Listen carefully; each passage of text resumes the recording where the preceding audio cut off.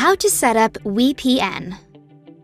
To get started, download and install the WEPN application from App Store or Google Play and create your account.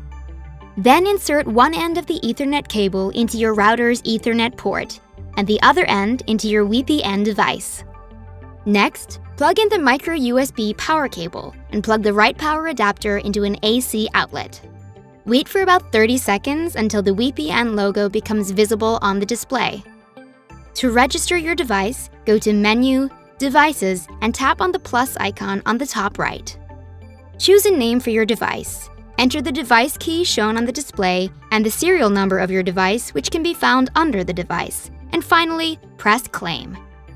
To allow trusted friends and even yourself to use the VPN service, choose the Friends tab on the menu and tap on the Add Friend icon on the top right corner. They will receive an email that includes an access key and a familiar phrase to make sure the email is from you. Enjoy!